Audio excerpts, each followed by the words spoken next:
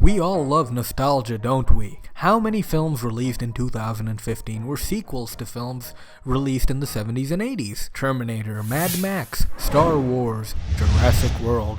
Those are just off the top of my head. Some of those films I talked about are pretty good. Mad Max Fury Road was my favorite film of 2015, and I liked both Star Wars and Jurassic World, but I have problems with both of them. Star Wars, as great as it is just a modern upgrade of the original film. It has the plot threads from both Star Wars A New Hope and The Empire Strikes Back. This is the first Star Wars film that acknowledges Star Wars in both ways, good and bad. Good by way of enforcing the mythos of the world these characters live in, bad in the way that it produces a hideously similar film to the original source. I mean, come on, The Force Awakens plot involves a precious message being stored on a droid. Sound familiar? Oh, what else? An unknown character who will somehow become the forefront of the franchise. Very original. And they all have help from a hotshot pilot. Sound fucking familiar? What about Terminator? Well, it's a fan film. To be fair, the Terminator franchise's only creative outputs happen to be adding a new type of Terminator in the film. With that being said, everything in Terminator Genisys is half-baked fan fiction. I didn't know you can create a time machine with materials from the 80s. Oh, and what's Skynet's big plan? To, become Skynet. Like the first three films.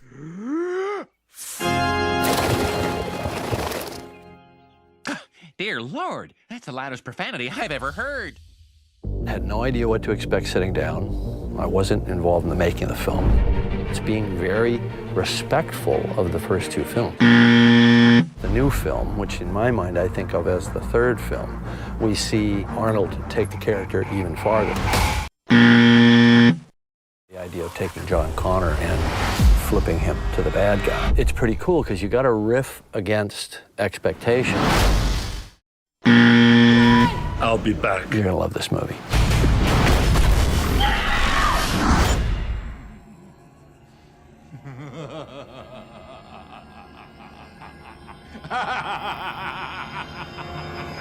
Jurassic World is clearly the best film of the three examples.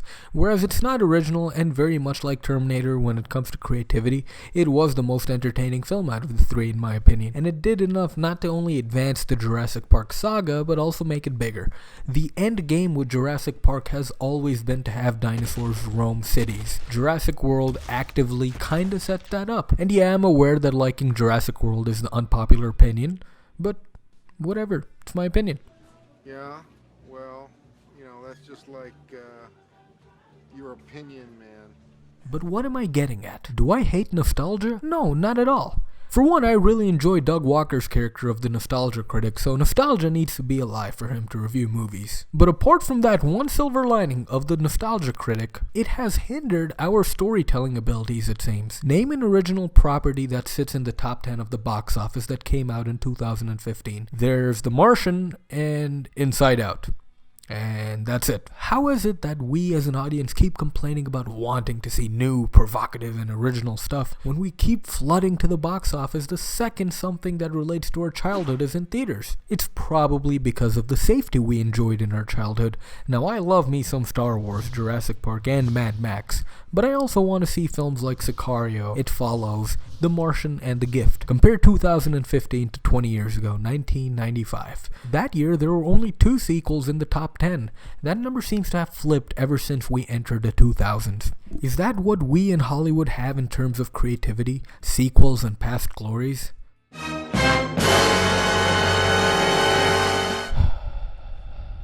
But the main reason nostalgia should die is that so properties remain nostalgic. Stop! Stop! He's already dead.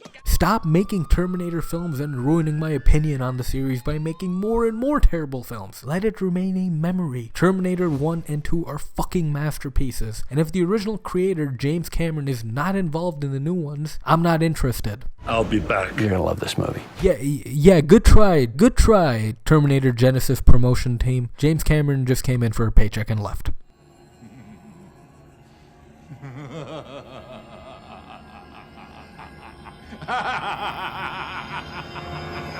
I'm an optimist, and Oscar season always brings along some great and unique films, but with the staggering popularity of superhero films and remakes, it's quite hard to be an optimist. Maybe the reason Hollywood relies on nostalgia so much is because if they don't, we get films like this.